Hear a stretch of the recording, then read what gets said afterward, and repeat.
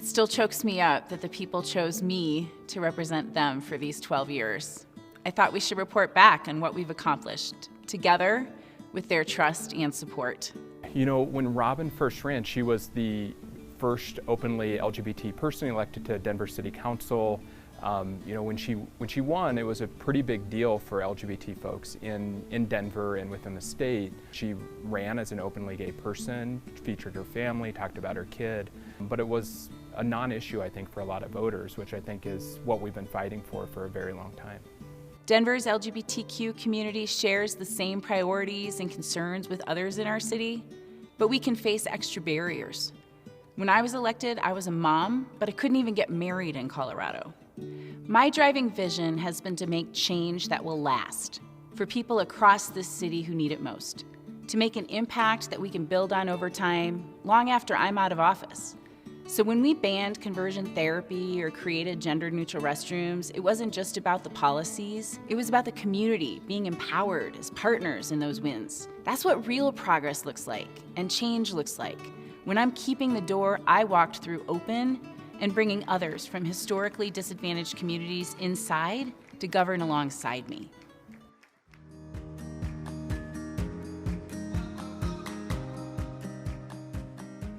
The 2016 election ignited rhetoric and immigration policies that divided families and had vulnerable residents questioning whether they could trust our city. There were threats to withhold federal funding, and we were under increasing pressure to basically do the job of immigration enforcement. We didn't just say no, we made sure it was the law that residents can get city services here without fear. We worked to pass the Public Safety Enforcement Priorities Act in 2017, which ensured that Denver wouldn't be doing ICE's job for them, that we would protect immigrants and have their back. And I'm so grateful that Robin Kniech did that work, partnered alongside so many leaders across this city in order to make that policy change happen.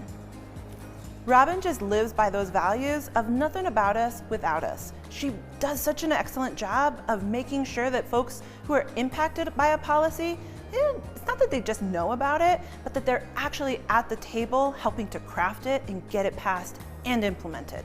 More than 100,000 people took to the streets throughout Denver today. They started at Civic Center Park. They marched through downtown. I'm a white woman. We have a lot of political work to do on oppression against Black and Latinos in our communities to protect civil rights. But we have personal work to do. Those of us who have white privilege need to spend personal time thinking about the opportunities we have that we didn't earn, like driving around without getting pulled over. And we need to have real conversations in our personal lives and in our workplaces, and we need to be a part of the conversation on race, equity, every day.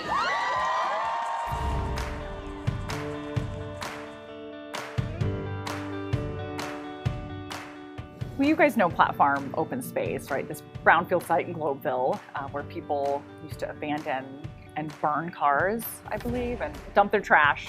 The residents wanted to improve it and turn it into an actual healthy open space with trails. And after a number of years of going in circles and back and forth, Robin was able to get everybody, all the stakeholders, to the same table.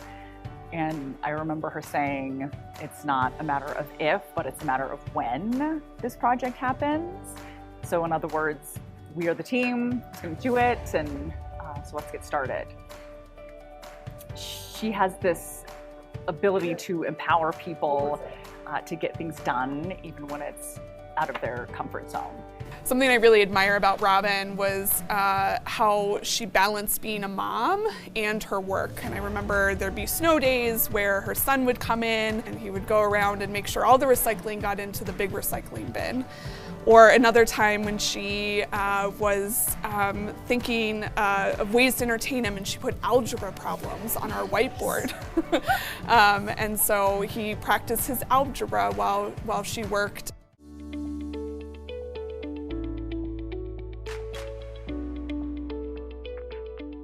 Today, the affordable housing crisis is front page news, and it's just expected to be a city priority.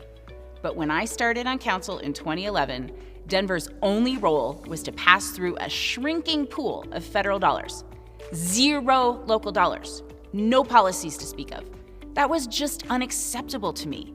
It took one very motivated city council person corralling a lot of people over and over and over again, bringing in experts from other states, putting affordable housing providers and market rate developers and community members in the same rooms, talking about these things together to sort of hash it out. Today, we're an active player in every aspect of housing, regulating affordability in new development, renter protections, preventing evictions, building dedicated affordable housing, and hundreds of millions of local dollars supporting all of it. She stood in the gap. She is one of the most vocal and ardent proponents for affordable housing, accessible housing for Denver residents. She is a champion for the underserved and overlooked, the neglected of our city. And I'm excited to bring her to this podium. Let's give it up to Councilwoman At-Large, the Honorable Robin Kniech.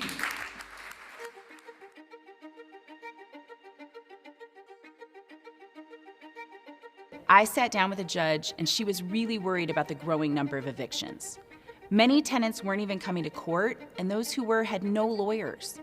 We worked to get a human services caseworker, but I couldn't get support for a legal assistance program before the budget passed. So I organized all the council members to donate from our offices or personally to create our own eviction defense fund. The city eventually came on board, and it's still funding eviction legal assistance today, but we got it started.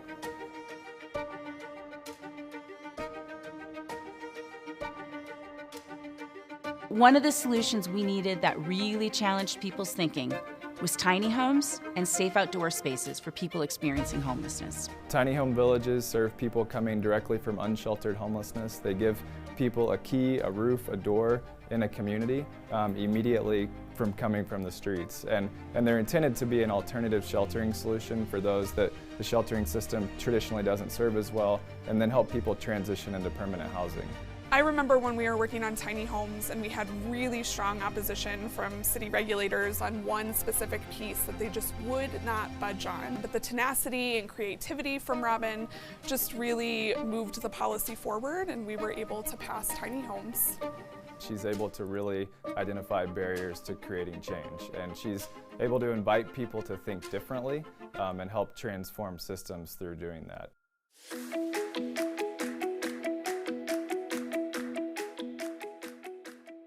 I remember one of my longest, hardest pushes for affordability was near Denver's crown jewel, Union Station.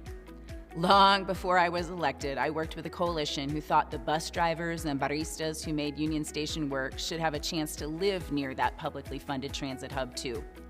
But there was resistance to affordability on expensive real estate, and design changes took away the land we were eyeing. It felt like an impossible dream. Then we had a breakthrough with the Ashley Apartments. I mean, here's a low-income apartment building next to a grocery store, sitting in one of the highest rent areas of the city, right behind Union Station. I will never forget meeting Pastor Pigford. He was the first new resident, so excited to live there.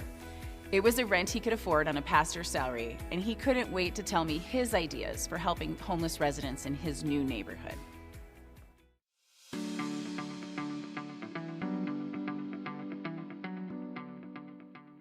Sometimes hope is the hardest part of this work. When it comes to ending homelessness, our success is invisible. You can drive by and see tents, see a man sleeping on a sidewalk, a woman disheveled in a park. What we don't see is a family with kids turning the key to their new apartment, a couple settling into a tiny home inside of a village, or the housing applications someone is filling out while they utilize a safe outdoor space with services to get back on their feet. If people really saw and understood these private outcomes happening every day, it might be easier to see that resolving homelessness isn't a mystery. We have a greater than 80% success rate housing people with services in this city. We do know what works, but we also know we're not matching the scale of the challenge. That's where the work remains. If people struggling with homelessness themselves keep hope alive every day they seek services and apply for housing, then surely our broader community must too. And we have the evidence, funding, and partnerships to keep working, even as I move on from this office.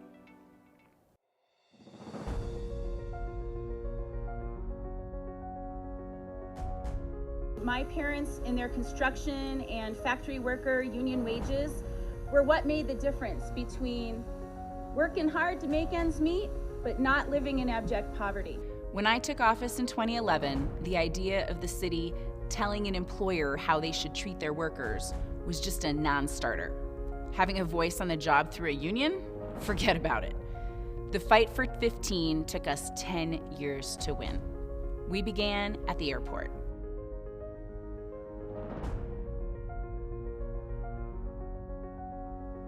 With more than 10,000 workers serving travelers from across the globe, they used their voices and stories to build power, influence hearts and minds, and literally transform what was possible in Denver. The first ask I remember was from a security guard at the airport. They weren't allowed to wear their jackets over their uniforms as they were out in the cold shooing away lingering cars. I knew Councilwoman At-Large Robin Kniech since 2011. And she is our union hero, she is our members' hero. Because our pen is her pen, she considered like that, as far as I know. That's why I like her, that's why I stand with her, that's why I support her. Ustedes construyeron este aeropuerto. Todos de nosotros son la ciudad de Denver. When you win, we all win. Now the airport has a more livable minimum wage and worker retention policies to protect employees of contractors, like catering workers. Airlines or the airport can change service providers, but the workers get a chance to keep their jobs.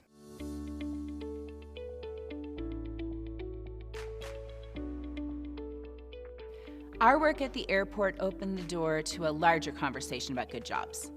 But we still had a problem at the state capitol: a ban on local minimum wages. In 2019, I joined the coalition that overturned that ban. Once we got that done, we still had to overcome resistance in Denver, though. Those who didn't believe we could have both a thriving economy and a higher wage. So why I really liked working for Robin was just how much I learned from her. She was just a really good teacher, and her professionalism was unflappable. I remember when we were working on Denver's citywide minimum wage, she was the one out there meeting with all of the restaurants in person about their concerns. And she didn't convince them all, but I think all of them left with a better understanding of what co-governing is. Robin's approach has been, I think, this perfect merging of the inside and the outside game, where she can seamlessly communicate with the establishment and the people who are in power, and then seamlessly communicate with us, the grassroots folks, the workers, and bring us all together at the table, and does a good job of holding both parties accountable to what the ultimate goal is of improving people's lives. What our members, what working people in the city of Denver need is true representation. And for us, Robin has provided a space where our members feel heard, and that representation becomes reality. So 10 years later, Denver has one of the strongest minimum wages in the country. We're still the only municipality in Colorado to take advantage of the state law. And we have a thriving economy.